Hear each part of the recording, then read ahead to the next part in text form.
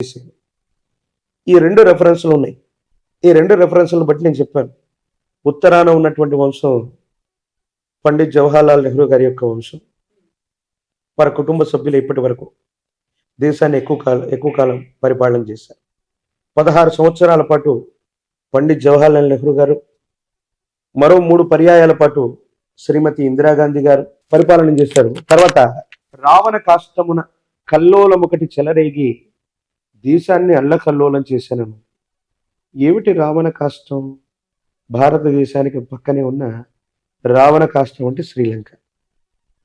అక్కడ కల్లోలం, ఎల్టీటీ ఉగ్రవాదులకి తమిళులకి మధ్యలో ఏదో సంఘర్షణ.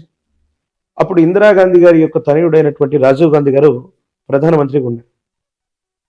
ఈయన ఆ దేశానికి సంబంధించి ఎల్టీటీ ఉగ్రవాదులకి వీళ్ళకి మధ్య జరుగుతున్న సంఘర్షణలు ఆయన కలుగు చేసుకోవటం వల్ల రావణ కాష్టమున కల్లోలము చెలరేగి దేశాన్ని, మన భారతదేశాన్ని అల్లకల్లోలం చేసే కుట్ర ఒకటి జరిగింది. ఏంటో తెలుసా? తమిళనాడుకు సమీపంలోని పెరంబదూరులో బాంబ్ బ్లాస్టింగ్ అవ్వటం. అలాగే రావణ కాష్టంలో కల్లోలం చెలరేగటం వల్ల రాజీవ్ గాంధీ గారు హత్య గావించబడ్డం. ఆ తర్వాత వాళ్ళ సతీమణి అయినటువంటి సోనియా గాంధీ గారు 2004 నుండి 2014లో యూపీఐ చైర్పర్సన్గా ఉంటే 10 ఏళ్ల పాటు వాళ్లే అధికారంలో ఉన్నట్టు కూడా మనం చూసాం. కాబట్టి సమీపమైనటువంటి భవిష్యత్తులో మళ్ళీ కాంగ్రెస్ అన్నటువంటిది పునర్జీవితం జరిగేటువంటి అవకాశం అది ఎక్కడి నుంచైనా జరగచ్చు, తెలంగాణ నుంచి కూడా అవ్వచ్చు. సమీప భవిష్యత్తులో ఇప్పటికిప్పుడు ఈ ఎలక్షన్స్లో కాకపోయినా రాజీవ్ గాంధీ గారు, ప్రియాంక గాంధీ గారు లేదా వాళ్ళ వంశాంకురాలు చివరి వ్యక్తి ఎవరు ఉన్నప్పటికీ కూడా భారతదేశానికి సంబంధించి ప్రజల చేత ప్రజల కొరకు ఎన్నుకోబడ్డటువంటి ఈ ప్రజాస్వామ్య ప్రభుత్వంలో ఎప్పటికైనా మళ్ళీ అధికార పీఠం లేదా ప్రధానమంత్రి పదవి ఖచ్చితంగా వారు దానికి దగ్గరగా ఉంటారు. ఈ ఎన్నికల్లో అది జరగకపోవచ్చు, కానీ సమీపమైన భవిష్యత్తులో వాళ్ళ కుటుంబంలో అసలు రాహుల్ గాంధీకి ప్రధానమంత్రి అయ్యే యోగ్యం భాగ్యం లేదు ఆయన జాతకం ప్రకారం చాలా మంది చెప్తూ ఉన్నారు, మీలాంటి జ్యోతిష్యులు. రేవంత్ రెడ్డి గారు ఎమ్మెల్యేగా ఓడిపోయారు. కనీసం ఒక్కరు కూడా కాంగ్రెస్ బలం లేదు. కాంగ్రెస్ పార్టీ అధికారంలోకి రాదని చాలా మంది జ్యోతిష్యులు చెప్పారుగా. మరి ఏమైందంటారు? కలియుగంలో 5 ఏళ్లు గడిచినటువంటి మీదట పంచాంగములు పనికి మారినవైపోవు, నవగ్రహంబుల నడక మారినను గురుదేవుల వాక్యం కూడా ఉంది. ఓకే, సో మీరు మెజర్ చేసే మెజర్మెంట్స్ కి అతీతవంతమైనటువంటి స్థితిగతుల్లో కలియుగంలో 5 ఏళ్లు గడిచినటువంటి మీదట, ఇప్పుడు 5124 సంవత్సరాలు పురస్కరణ చేసుకున్నాం మనం. 5000 సంవత్సరాల నుంచి అంటే 100 ఏళ్ల నుంచే ఇలాంటి ఆటపోట్లు స్టార్ట్ అయ్యాయి. ఇంకా మనం అనుకున్నటువంటి గ్రహగతులు 30 నెలల్లోనే మందగమనుడైనటువంటి శని ఇక్కడి నుంచి ఇక్కడికి వెళ్తాడంటే 3 రోజుల్లో కూడా ఆయన ట్రావెల్ చేయొచ్చు. ప్రపంచంలో వింతలు విచిత్రాలు ఇంకా జరగబోతున్నాయి. కాబట్టి బ్రహ్మం గారి యొక్క కాలజ్ఞాన ప్రకారంగా సోనియా గాంధీ గారి యొక్క నేతృత్వంలో ఉన్నటువంటి వాళ్ళ కుటుంబ సభ్యులు, ప్రియాంక గాంధీ లేదా రాహుల్ గాంధీ, వీళ్ళ ఇరువురు లేదా వీరి కుటుంబ సభ్యులు చివరి వంశాంకురం ఉన్నంత వరకు భారతదేశానికి సంబంధించిన ప్రధానమంత్రి లేదా ఆ అధ్యక్ష పీఠానికి దగ్గరగానే వీరు ఉంటారు. ఇది సమీప భవిష్యత్తులో జరిగి తీరుతుంది. అందులో భాగంగానే ఇక్కడ కాంగ్రెస్ పార్టీ అన్నటువంటిది అందరూ అనుకుంటారు ఇంకా అయిపోయింది, కాంగ్రెస్ ఏమీ లేదు, దాన్ని ఎవరు ఏమీ చేయలేరు. బ్రహ్మం గారి యొక్క కాలజ్ఞానం. బికాజ్ నేను సనాతనమైన ధార్మికవాదిగా బీజేపీని నేను ఇష్టపడతాను, నేను కాంగ్రెస్ ను పొగడట్లేదు, ఉన్నటువంటి వాస్తవికమైనటువంటి పరిస్థితులు అట్లాంటివి.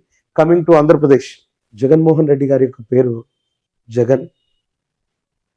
గా నా అక్షరాలని సంయుక్త అక్షరాలు అంటారు.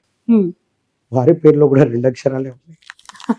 అంటే జా తీసి ఓన్లీ గన్ అని పెట్టాలా జగన్ గారికి? జగన్ అంటే గా అన్నటువంటిది సంయుక్తము, అంటే ఒక అక్షరంతో మరో సగం అక్షరం కలిసిపోతే దాన్ని సంయుక్తాక్షరం అంటారు తెలుగులో.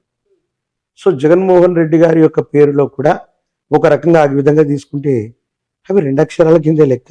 రాబోయేటువంటి శాసనసభ ఎన్నికల్లో ఆంధ్రప్రదేశ్కు సంబంధించినటువంటి ఎలక్షన్స్లో వైనాట్ 175 అని జగన్మోహన్ రెడ్డి గారు ముందుకెళ్తూ ఉండొచ్చు దాకా. కానీ మనం శోభకృతనామ సంవత్సరంలో ఉన్నాం. శోభకృతనామ సంవత్సరే సర్వసస్యాభివృద్ధయః నృపాణాం చ మన్యోన్యం ప్రజానాం చ పరస్పరం. ప్రజల చేత ప్రజల కొరకు ఎన్నుకోబడ్డటువంటి ప్రజా సంబంధమైన ప్రభుత్వాలు మాత్రమే ఈ శోభకృతు అనేటువంటి పేరు కలిగినటువంటి సంవత్సరాల్లో వస్తాయని శాస్త్రం. ఇక్కడ అదే జరిగింది. జగన్మోహన్ రెడ్డి గారు 175 స్థానాలు 151+ వాళ్ళు అనుకుంటున్నారు తీవ్రమైనటువంటి ప్రజా వ్యతిరేక సంబంధమైన స్థితిగతుల వల్ల మళ్ళీ అధికారంలోకి రావటం అన్నటువంటి విషయం మీద వాళ్ళు దృష్టి పెట్టాలి. ఏ ప్రభుత్వం కూడా, అంటే అది టీడీపీతో కూడినటువంటి ప్రభుత్వం కానీ వైసీపీతో కూడినటువంటి ప్రభుత్వం కానీ వెంటనే సులభమైనటువంటి మెజారిటీతో ఆంధ్రప్రదేశ్లో వచ్చేటువంటి అవకాశం లేదు. But first priority is Jaganmohan Reddy గారికి సంబంధించిన ఆరుద్ర నక్షత్రం, కాలజ్ఞానానికి సంబంధించినటువంటి స్థితిగతులు, దేశ కాలమాన పరిస్థితులను బట్టి చూస్తే ఆ ప్రభుత్వం బోటాబోటీ మెజారిటీ, అంటే కనీస మెజారిటీతో కంటిన్యూ అవ్వటానికి కొన్ని ప్రత్యేకమైన ఎక్కువ అవకాశాలు ఉన్నాయి. విపక్షాలుగా చెప్పుకోబడుతున్నటువంటివి జనసేనతో కూడినటువంటివి. ఆయనది శ్రవణ నక్షత్రం. పవన్ కళ్యాణ్ గారు సమీపమైన భవిష్యత్తులో తప్పకుండా అమాత్యుడు, మంత్రి, అది ముఖ్యమంత్రి అవ్వండి, కేంద్ర మంత్రి అవ్వనివ్వండి, అమాత్యుడు అన్నటువంటి స్థానానికి దగ్గరగా ఆయన జాతకం ఉండబోతుంది. తెర మీద బొమ్మలు గద్దెనెక్కారన్నటువంటి గురుదేవుల యొక్క వాక్య సాక్షిగా పవన్ కళ్యాణ్ గారు సమీపమైన భవిష్యత్తులో, అది ఈ 5 సంవత్సరాల్లో కూడా అయి ఉండొచ్చు, ఈ రాబోయేటువంటి 5 సంవత్సరాల్లో కూడా అయి ఉండొచ్చు, ఖచ్చితంగా వారు ముఖ్యమంత్రి లేదా ఆ స్థానానికి దగ్గరగా ఉన్న అమాత్యుడు ఆ స్థానాన్ని అధిరోహించేటువంటి అవకాశం కూడా తప్పకుండా ఉంది. మొదటి ప్రాముఖ్యతగా వైఎస్ జగన్మోహన్ రెడ్డి గారి యొక్క నేతృత్వంలో ఉన్నటువంటి వైసీపీ ప్రభుత్వం బోటాబోటీ మెజారిటీతోనైనా మళ్ళీ అధికారంలోకి రావటానికి కొంత ఎక్కువ అవకాశాలు ఉన్నాయి. అవకాశాలు జగన్ ఉన్నాయంటున్నారు, పవన్ కళ్యాణ్ గారికి కూడా లేకపోలేదు అంటున్నారు. ఎలా అవును. సాధ్యం అవుతుంది? వైసీపీ ప్రభుత్వం వస్తుంది, అవకాశం ఉంటే జగన్మోహన్ రెడ్డి గారితో పవన్ కళ్యాణ్ గారు కలిసి పనిచేయకూడదా? అవకాశాలు ప్రస్తుతం ఏపీలో కనిపిస్తున్నాయి. ఒకవేళ జగన్మోహన్ రెడ్డి గారి యొక్క ప్రభుత్వం బోటాబోటీ పెట్టుకున్న చెప్తా, 2009 సంవత్సరంలో ప్రజారాజ్యం పార్టీ వచ్చింది. దేనికి వ్యతిరేకంగా వచ్చింది? ఈ ప్రాంతీయ పార్టీ దేశంలో అధికారంలో ఉన్నటువంటి కాంగ్రెస్ కి. అందరూ చిరంజీవి గారి యొక్క జీవితాన్ని, రాజకీయ జీవితాన్ని గొప్ప ఫెయిల్యూర్ అంటారు. నేను చెప్తాను అది చాలా సక్సెస్ఫుల్. అది ఎవరికి సాధ్యం కాని అంశాన్ని ఆయన చేశారు. ప్రజారాజ్యం పార్టీ పెట్టారు, ఎమ్మెల్యే అయ్యారు 5 ఏళ్లలోనే, అంటే పెట్టిన వెంటనే ఎంపీ, రాజ్యసభ అయ్యారు, కేంద్ర మంత్రి కూడా అయ్యారు. 5 సంవత్సరాల తర్వాత పార్టీ విలీనం అయింది. ఎన్టీఆర్ గారు కూడా ఇటు దేశంలో ఇటు రాష్ట్రంలో చక్రం తిప్పగలిగినటువంటి స్థితి ఎన్టీఆర్ గారికి కూడా లేదు. పార్టీ పెట్టారు, ముఖ్యమంత్రి అయ్యారు అంతే. కానీ చిరంజీవి గారు పార్టీ పెట్టినటువంటి నేపథ్యంలో జగన్మోహన్ రెడ్డి గారు బయటికి వెళ్ళిపోవడం వల్ల కాంగ్రెస్ ప్రభుత్వం మైనారిటీలో పడితే కిరణ్ కుమార్ రెడ్డి గారు ముఖ్యమంత్రిగా ఉండడానికి కారణం చిరంజీవి గారు అయ్యారు. అటు దేశంలో ఉన్నటువంటి యూపీఐ కూటమిలో కూడా మిత్రస్వామ్యంగా వాళ్ళు ఉన్నారు. అటు దేశంలో రాష్ట్రంలో 2 గవర్నమెంట్లో పనిచేసి 5 సంవత్సరాల తర్వాత వాళ్ళు విలీనమైపోయారు కాంగ్రెస్లో. జనసేన పార్టీ అవసరం కూడా రేపు పొద్దున్న తెలుగుదేశానికే కాదు, వైసీపీ అవ్వచ్చు, వైసీపీ బోటాబోటీ మెజారిటీతో ఏదైనా ప్రభుత్వాన్ని ఫామ్ చేసి సమీపమైన భవిష్యత్తులో ఏవైనా ఇబ్బందులు ఉన్నప్పుడు అది పవన్ కళ్యాణ్ గారికి సంబంధించిన పార్టీకి సంబంధించిన ఎమ్మెల్యేలతో, ఇప్పుడు జనసేన ఎమ్మెల్యే వైసీపీతోనే కలిసి ఉన్నాడుగా.